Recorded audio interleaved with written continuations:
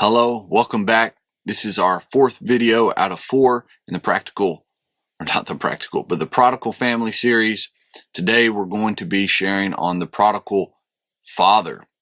Now, maybe you've never heard this before, maybe you've never heard this idea, but how could the father be a prodigal? Well, if your connotation of a prodigal is just negative, you got to switch that up a little bit, because you have to realize to be a prodigal doesn't just mean that you have done everything negative, just wasted recklessly and had no intention. Being a prodigal can also be about giving lavishly, and it means that you have an abundance to give from. The younger son had an abundance and he wasted it. The older son had an abundance and he wasted it. The father has an abundance. He doesn't waste it, but he lavishly gives it. Maybe some would say he recklessly gives it, depending on their attitude. But his love and his intention is to give abundantly and to give lavishly. So that's why he's the prodigal father. So back in Luke 15, the story of the two sons and their father, here we are talking about the father who is also a prodigal because he gives freely and abundantly and lavishly. Now, just to recap, with both of the sons, it's the father who goes out to greet them once they have turned and have inquired of what's happening and have made an attempt to come back to the house. The father runs out to the younger son, greets him, kisses him, and is elated to see him. He's not giving him condemnation. He's not giving him a punishment.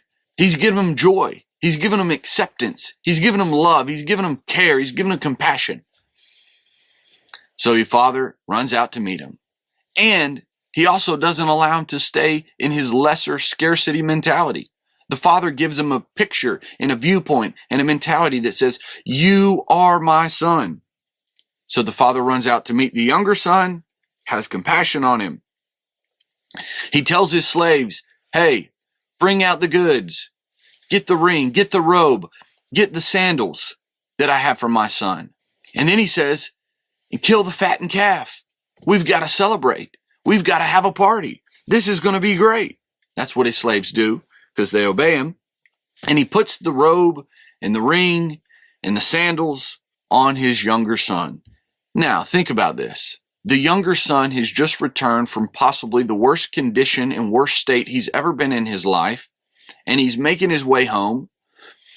The father sees him, and it's the father's intention and desire and thought that says, we don't need to ask questions and inquire about all the sin that he's been in. That's not the issue. The issue is, this is my son, and he doesn't know that this is his home.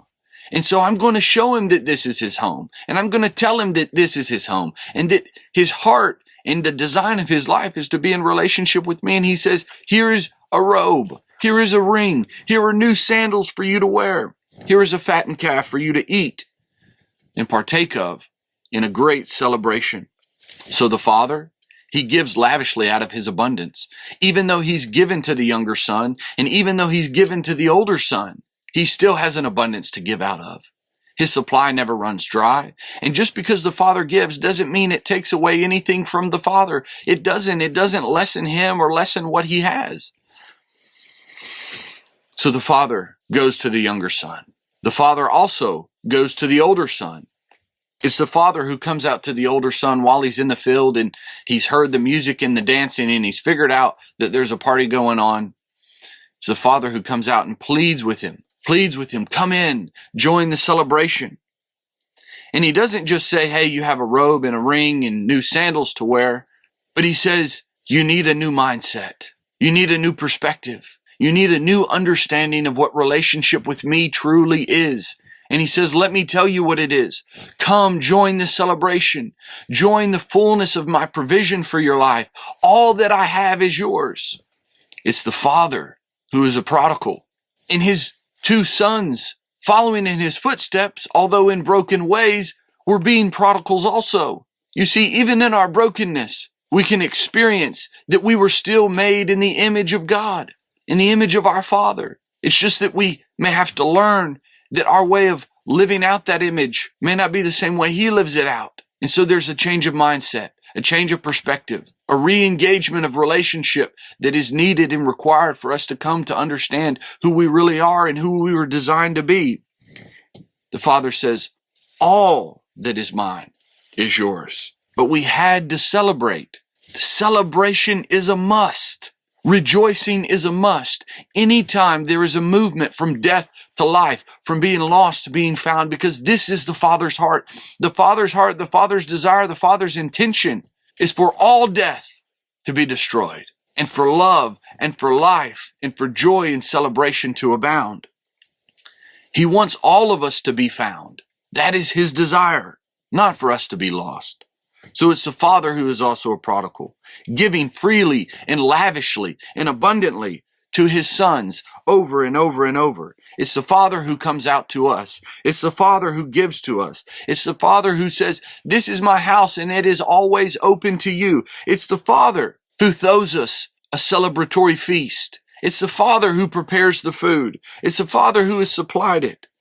It's the Father whose heart is never for separation. And even when we want to be separated or feel like we should be separated, it's the Father who comes to us and says, no, that's not my heart for you. That's not my design and my intention for you. My heart, my reckless, abandoned giving to you is that we would never be separate. We would be one. It's the Father who gives it all. And he's the one who is always giving in the story, always giving in relationship. The problem isn't necessarily that the younger sons gave their energy. The problem's not in the giving. It's that they gave their energy outside of relationship with the Father. The Father doesn't ever give his energy outside of relationship with his sons, with his children. It's always in relationship, to grow relationship, to maintain relationship, to expand relationship, to enrich relationship. So it's the Father who is also a prodigal, because this is a prodigal family.